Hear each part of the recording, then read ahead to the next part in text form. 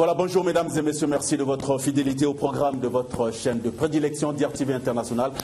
Il est 14 h, c'est le journal. À suivre dans cette édition, les clôtures hier au Parlement des sessions ordinaires administratives à l'Assemblée nationale et au Sénat. Plusieurs affaires ont été examinées et adoptées par les deux chambres. Affaires à découvrir dans cette édition, pendant que quelques-unes d'autres ont été renvoyées purement et simplement aux prochaines sessions.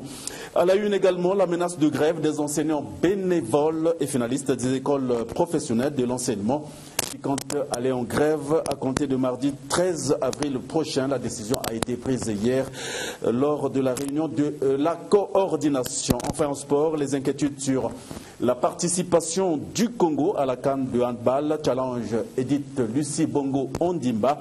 Rien n'est encore précis, pas de regroupement. Les handballeuses professionnelles sont encore coincées en Europe par manque de billets. Voilà, mesdames et messieurs, pour la vitrine de ce 14 h. Nous sommes bien entendu le dimanche 11 avril 2021. Une fois de plus, bonjour.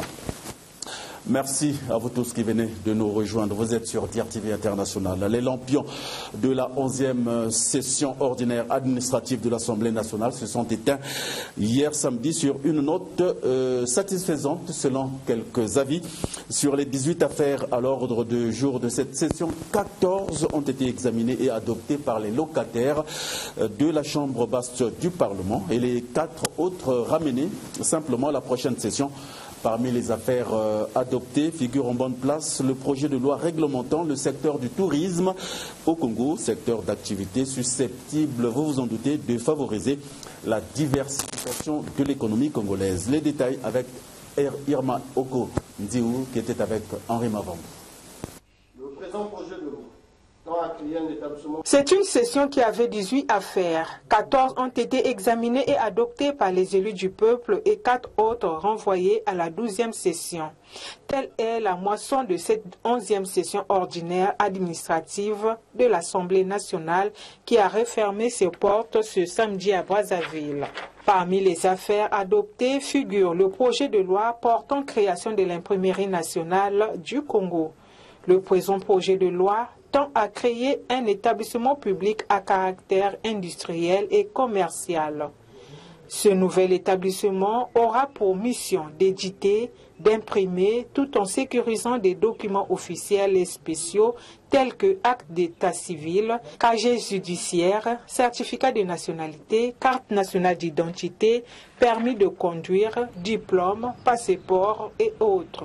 Après la synthèse de cette session faite par le deuxième secrétaire de cette chambre basse, le tour est revenu au président de la dite chambre qui, au nom de tous les députés, a félicité la réélection du président de la République qui prêtera serment le 16 avril prochain pour un nouveau quinquennat.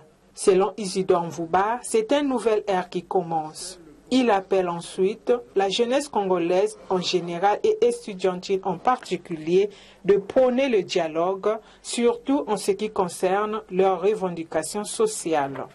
Je voudrais en effet appeler notre jeunesse, la jeunesse du Congo, et en particulier la communauté estudiantine, à s'inscrire à toute épreuve dans une démarche républicaine de civisme, en ayant comme arme le dialogue pour se faire entendre. En cassant, on perd, en dialoguant, on gagne.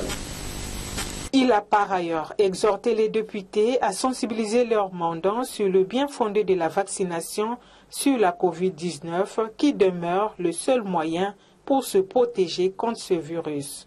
Le rendez-vous est donc pris pour la 12e session qui s'ouvrira le 2 juin prochain.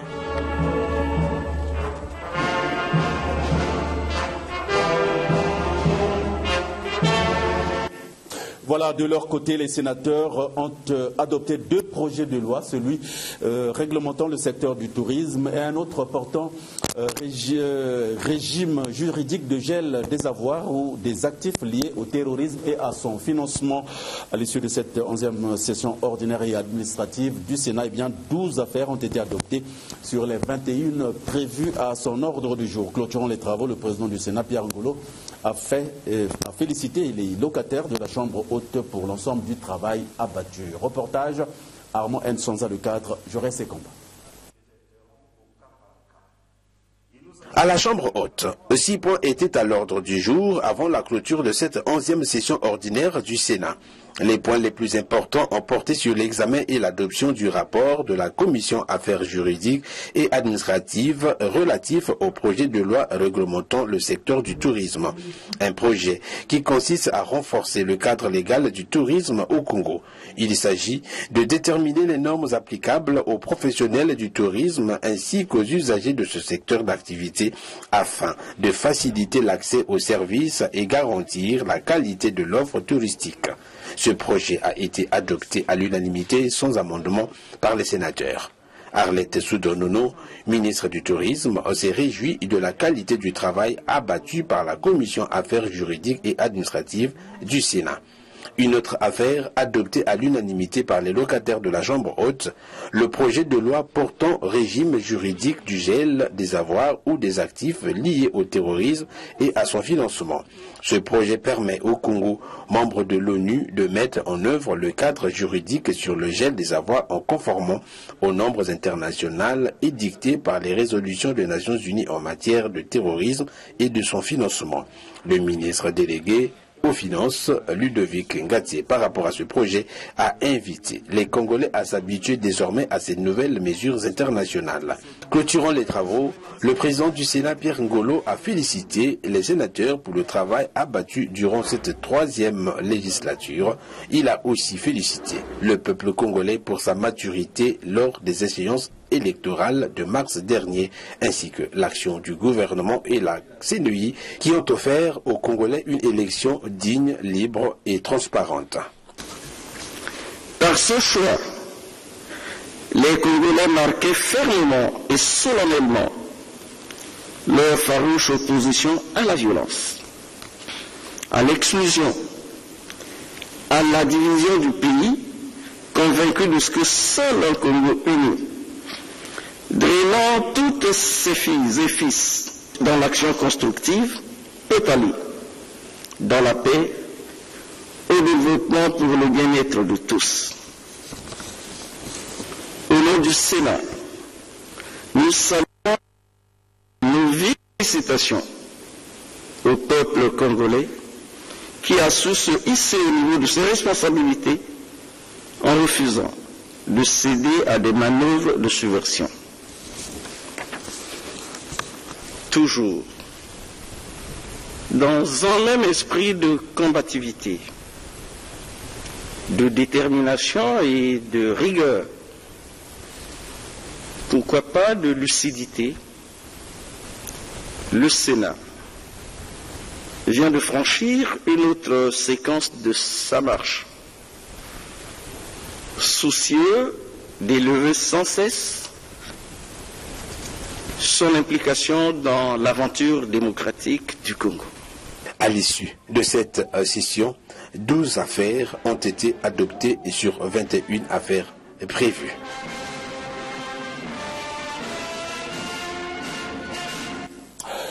Au chapitre société, la route menant à la station terrienne se trouve dans une situation de dégradation avancée. Nous sommes là dans le 9e arrondissement d'Iri. Ajouté à ce triste tableau, les érosions qui menacent dangereusement cette partie de la capitale où les populations ont véritablement du mal à se déplacer. Giscard Mangou Dingolo pour le constat.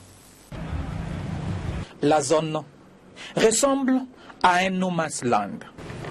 Nous sommes ici à Brazzaville, même si ça donne l'impression d'être dans un village, mais c'est Brazzaville ici. Nous sommes à Matari, dans son prolongement du quartier station terrienne.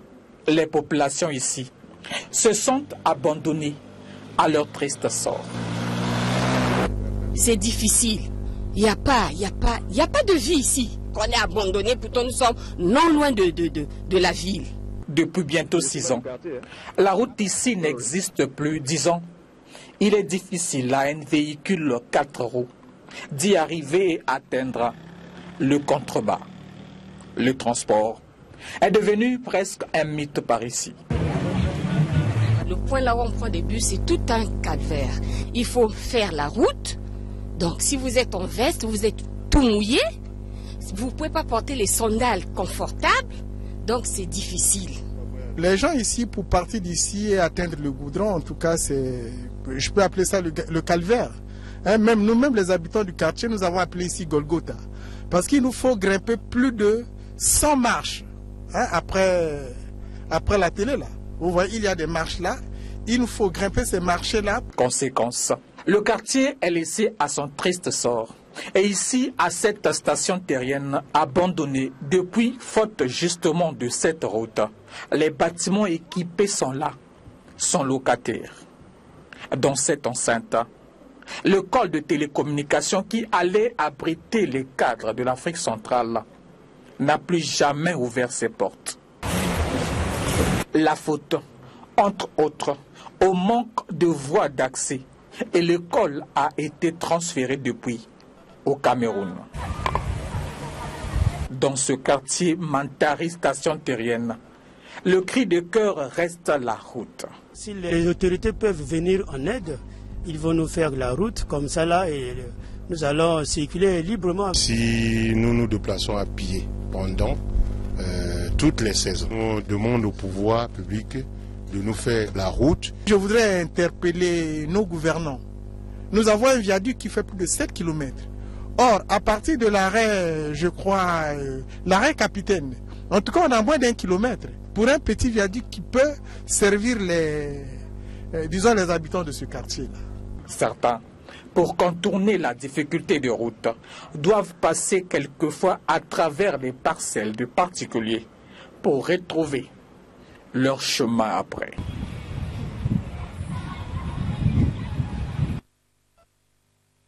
Voilà, et comme le malheur n'arrive jamais seul, restons dans ce quartier pour parler cette fois-ci du manque de centres de soins intégrés. Les malades éprouvent d'énormes difficultés pour bénéficier des soins appropriés. Il faut parcourir des longues distances pour aller se faire soigner. Armand Incendie, cette fois-ci avec toujours Guingolo. Nous ne sommes pas ici à Oponga village, dans la sous-préfecture de Kélé, dans le département de la Cuvette Ouest, mais plutôt à Brazzaville. Même si ça donne l'impression d'être dans un village, mais c'est Brazzaville ici. Les quartiers Mantari, station terrienne, Saint-Denis et Casse-Barnier, dans le 7e arrondissement de Brazzaville, sont confrontés aux multiples difficultés liées aux soins sanitaires. 15 000 âmes éprouvent d'énormes difficultés à se faire soigner dans ces quartiers. Dépourvus de structures sanitaires, les populations se rabattent auprès de quelques cabinets de soins médicaux tenus par les agents de santé habitant le quartier. Ah, mais on se débrouille avec les moyens de bord, hein. Il y a des petits cabinets médicaux, mais ça ne suffit pas quand la situation est critique. C'est vraiment difficile. Il faut enlever une porte en planche, vous mettez le malade ou la victime, et vous faites la route, là, la montagne. Vu la précarité et la pénibilité de leur situation, la notion du vivre ensemble et de la solidarité est de rigueur dans ces quartiers. La preuve, les malades sont transportés dans les brouettes ou des chaises transformées en tipoy. Les femmes enceintes accouchent parfois même en cours de route. C'est le tipoy, la brouette et le dos. Tout ça là, tous les moyens sont bons.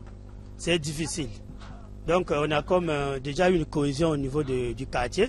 En cas d'un malade, on donne la lettre et les gens arrivent pour le soulever jusqu'à le faire arriver sur les escaliers là-bas. Fatigués de vivre dans cette situation inconfortable, les habitants du quartier Kombo Matari plaident pour la régularisation de leur situation qui perdure.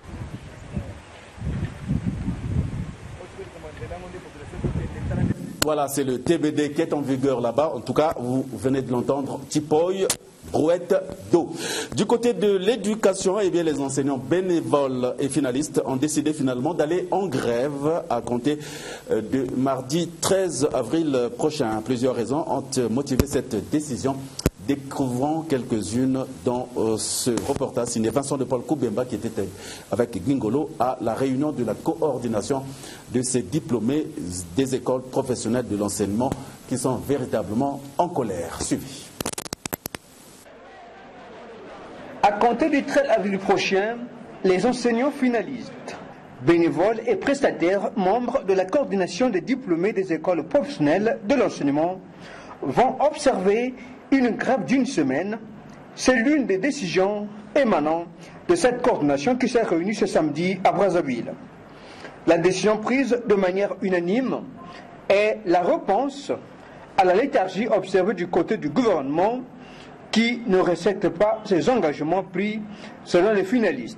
Depuis 7 mois, ces enseignants finalistes, bénévoles et prestataires évoluant dans les écoles publiques n'ont pas encore perçu leur bourse scolaire.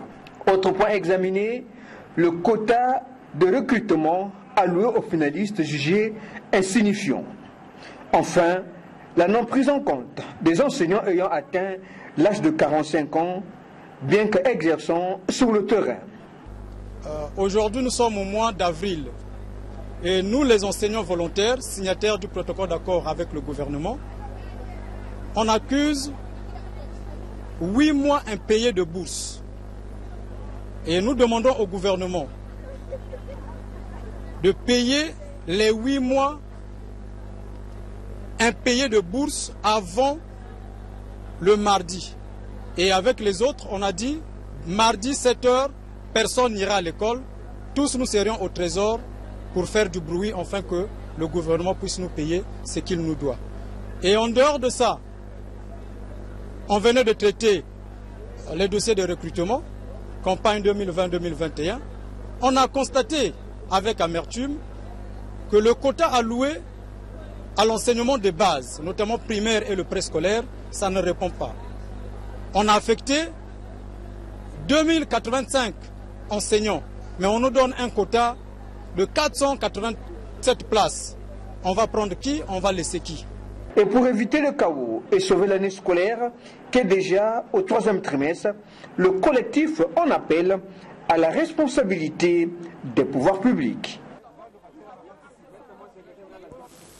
Poursuivons cette édition, toujours dans le même chapitre, parlons de l'École supérieure de gestion et d'administration des entreprises SGAE et l'Université Marien Ngouabi qui ont signé, c'était vendredi dernier, un avenant à l'accord de coopération datant du 11 octobre 2018. Avec cet avenant, les enseignants-chercheurs des deux institutions peuvent désormais valoriser les résultats de leur travail de recherche, aussi bien dans les annales de l'Université Marien Ngouabi que dans la revue congolaise de gestion publiée par l'SGAE.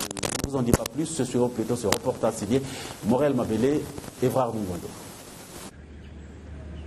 Dans le but de valoriser les résultats de leurs travaux de recherche, l'École supérieure de gestion et d'administration des entreprises ESGAE et l'Université Marien Ngouabi viennent de signer un avenant à l'accord de coopération qui existe entre les deux institutions depuis 2018. Désormais, les enseignants de l'Université Marien Ngouabi peuvent publier leurs travaux de recherche dans la revue congolaise de gestion reconnue par le CAMES, Conseil africain et malgache pour l'enseignement supérieur, édité par l'SGAE. Comme les enseignants de l'ESGAE peuvent publier leurs travaux de recherche dans les annales de l'Université Marien Ngouabi. Un autre atout qu'offre cet accord est que les étudiants finalistes à l'ESGAE et à l'Université Marien Ngouabi seront recrutés dans l'une des deux institutions avec le diplôme le plus élevé. Le directeur général de l'USGAE, le professeur Roger Armand Makani, dans son speech a remercié le président de l'Université Marien Ngouabi, le professeur Jean-Rosaire Ibarra, pour son engagement dans le renforcement de la coopération entre les deux institutions. Roger Armand Makani revient sur les avantages de cet avenant. Cet avenant vient compléter en fait l'accord de coopération que nous avions déjà signé en 2018. Bon. Dedans, il y a deux points qui sont très importants. Le premier point, c'est que désormais, la revue congolaise de gestion, publiée par l'SGE, est une revue qui a été reconnue par le CAMES, le Conseil africain émergent pour l'enseignement supérieur.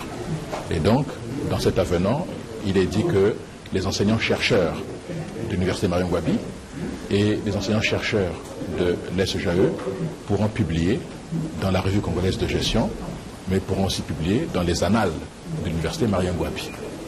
Ensuite, le deuxième point qui est très important, c'est que puisque nos deux institutions, l'Université Marion Ngouabi et l'SGE, font partie du CAMES, les diplômes que nous délivrons sont reconnus par le CAMES. Donc désormais, tous ceux qui travaillent déjà, qui ont été recrutés à Marion Ngouabi, vont être considérés avec le diplôme le plus élevé. Voilà, parce que certains ont été recrutés avec le bac. Rappelons que l'ESGAE et l'Université Marion Ngouabi sont membres à part entière du CAMES. ESGAE qui forme les cas de haut niveau dans la recherche et dans le domaine des sciences de gestion existe depuis 1993. C'est bien compris, Morel Mabélé. De son côté, l'Institut de gestion et de technologie renforce les capacités intellectuelles de ses apprenants sur le montage et la configuration des antennes paraboliques après 4 mois de formation théorique en réseau et télécommunications. Vendredi dernier d'ailleurs, au siège de l'IGT à la cathédrale, eh bien, les étudiants sont passés à la phase pratique de ce qu'ils ont appris jusqu'ici. Reportage par Marie-Jean 4 mois de formation gratuite en réseau télécommunication à l'Institut de gestion et de technologie. Ces apprenants sont maintenant capables de monter et installer une antenne parabolique après les cours théoriques. Ce vendredi, au siège de l'IGT à la cathédrale, ces étudiants étaient autour de leur encadreur formateur très aguerri en télécommunication, François Mayembo et Jean-Marie Ikunga, pour suivre avec attention la pratique de ce qu'ils ont appris dans leur domaine de prédilection. Ces étudiants très enthousiastes ont fait des illustrations sur comment monter une antenne canal pour capter des images. Un rêve pour certains d'entre eux qui vient de se réaliser. Car l'IGT fait de la formation technique et professionnelle des jeunes son cheval de bataille et chaque formation est sanctionnée par la remise des diplômes de fin de formation. L'IGT, en respectant la vision du promoteur M. Bazunga Fidèle, qui pense toujours, après la formation théorique, il faut vraiment compléter cette formation par une formation pratique. C'est pourquoi on a besoin de nous autres qui passons déjà dans les entreprises. Nous venons ici pour compléter cette formation qui permet de renforcer les capacités de ces jeunes apprenants qui ont déjà des acquis par la formation professionnelle. Cette jeunesse a soif d'apprendre. Donc on a mis tous les mécanismes en place. À la fin de cette formation, ça nous permet de préparer les cadres dont nos entreprises ont besoin. La théorie doit être liée à la pratique en matière de formation. Et cette pratique a été une grande expérience pour ces étudiants qui comptent d'ailleurs augmenter leur capacité intellectuelle pour le reste des jours de leur formation gratuite de 6 mois à l'IGT. Ils sont de futurs ingénieurs en télécommunications et souhaitent aller plus loin dans ce domaine. Voilà du sport avant de nous séparer, mesdames et messieurs. Pas de tout de bonnes nouvelles du côté du handball. Les Diables Rouges seniors dames risquent d'entamer la semaine de l'IHF sans la présence des joueuses de la diaspora. Elles ne peuvent venir prendre part au dernier regroupement par manque de billets. En tout cas, ça se passe au Congo et à Brazzaville. Les entraînements avec les joueuses locales ont été momentanément suspendus, comme quoi le malheur ne vient jamais seul. Donald de Goma est allé faire le constat au gymnase Henri Elendé suivi. Ce samedi, au gymnase Henri Elendé, c'est le désert. Les Diables Rouges handball seniors dames ne sont pas à leur lieu d'entraînement alors qu'elles sont censées y être. Selon certaines sources, elles ne se sont pas entraînées par manque de logistique. Entendu par là, pas d'eau ni de transport, pour ne citer que ce strict minimum. Et la 3e et dernière édition du challenge Edith Lucie Bongo Ondimba, compétition qui fait honneur au Congo, avance déjà à pas de géant. Si l'on y prend garde, cette compétition pourrait accueillir une équipe des Diables Rouges qui viendrait juste pour faire de la figuration. Et pour cause, la préparation baromètre à travers lequel on peut se rassurer de la performance ou pas d'une équipe éprouve déjà toutes les peines du monde à se poursuivre inexorablement. Autre problème qui plonge les amoureux de la petite balle dans une désolation sans précédent, le 2e et dernier regroupement des Diables Rouges avec la diaspora en vue de la semaine de l'IHF du 11 au 21 avril qui risque de ne plus avoir lieu. Les 9 joueuses de la diaspora, déjà libérées par leurs clubs respectifs en France afin de rejoindre celles du pays, sont toujours en attente des titres de transport. La joueuse Ngavuka, Lézy Bruxellia, que nous avons joint au téléphone, a exhorté le gouvernement de la République à diligenter la situation. Il y a aussi nos clubs ici en France qui nous ont quand même libérés, qui ont accepté qu'on puisse venir faire un stage au Congo pour pouvoir servir notre pays. Et voilà, jusqu'à maintenant, on n'a pas de billets. Et ça fait de la peine. Ça fait de la peine pour voir, genre moi en France ici, je joue avec des filles qui sont en équipe nationale de la RDC, le Sénégal et la Guinée. Et, elles, mes coéquipières, elles sont en plein, là je vous parle là, elles sont en train de faire des stages pour se préparer à la CAN qui doit se dérouler du 8 au 18 juin 2021 au Cameroun. Donc ça fait quand même de la peine pour voir un pays comme le Congo qui aime le sport, un pays comme le Congo qui a toujours poussé ses sportifs en avant. Ça fait quand même, ça fait mal au cœur de voir que nous, les filles de la diaspora, on n'a pas cette possibilité de venir rejoindre nos coéquipières au Congo et de faire des stages pour pouvoir faire bons résultats au Cameroun. Donc voilà, je voulais juste parler, tirer l'attention à nos dirigeants, Monsieur le Président de la République, Monsieur le ministre des Sports, s'il vous plaît, faites en sorte qu'on puisse venir faire nos stages. Il faut que vous puissiez nous donner les moyens à la hauteur de notre détermination et de notre volonté à représenter notre nation. Avec une préparation chaotique, voire bâclée, on aura tout de même l'audace d'exiger les résultats. C'est bien dommage.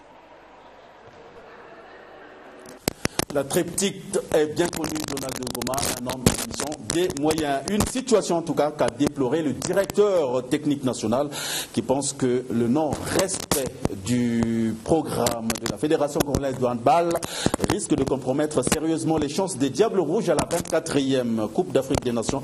Challenge Edith Lucie Bongo Ondimba prévue.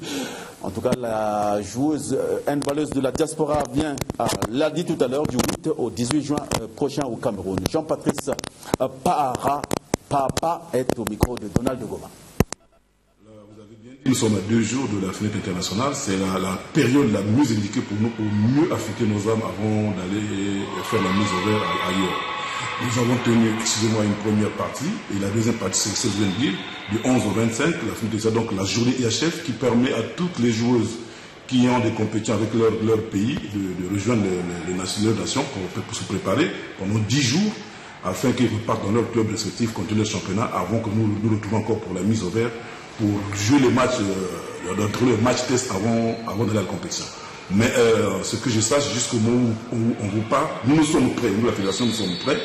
On a déjà sollicité la libération des joueurs dans leur club, ça a été déjà fait, c'est-à-dire que c'est par leur club, avec l'imposition de l'IHF. Et nous avons déjà fait les permissions. Il ne reste qu'à envoyer les billets aux athlètes pour venir à Brazzaville lundi afin que nous puissions commencer ce stage. Donc là où on ne joue pas, on n'a pas encore la certitude que ces enfants la viennent. Et c'est vraiment une désolation totale. Si l'État ne met pas les moyens, si le ministère ne met pas les moyens à la disposition des fédérations, il n'y a pas de compétition, il n'y a pas de préparation. Donc nous évitons d'arriver à ces genres de préparation où on bricole avec les joueuses locales. Là même, le transport, les enfants repartent chez elles, on ne sait pas ce qu'elles mangent, ce qu'elles boivent là-bas, on ne sait pas comment elles dorment. C'est pour ça que nous avons voulu profiter de cette fenêtre internationale pour les loger avec les autres de la diaspora, de façon à ce que le brassage se fasse correctement pendant 10 jours, en ajoutant ce que nous avons fait déjà dans la première préparation, afin que nous puissions déjà avoir une idée de l'équipe qui ira à l'étranger pour la mise au vert. Et la conséquence, c'est que les filles de la diaspora vont repartir, on risque de retomber dans des travers où on les aura certainement à 3 jours de la compétition, il n'y aura pas de cohésion. On voit même l'équipe qui va jouer à deux vitesses. Donc, ceux qui sont préparés localement et ceux de la diaspora. Il n'y aura pas une véritable cohésion, donc chacun va jouer à sa manière. Et les résultats ne suivront pas. Et la participation. Voilà, c'est la fin de cette édition. Merci, mesdames et messieurs, de nous avoir suivis. On se fixe rendez-vous demain et c'est jusqu'à jeudi, je crois bien, en remplacement de Léonie Tsoumou qui souffre du palu. En tout cas, quitter un homme parce qu'il a trahi, eh bien, c'est comme quitter un pays à cause de la pluie. Il pleut partout, ma soeur. Au revoir et à demain, lundi à 14h.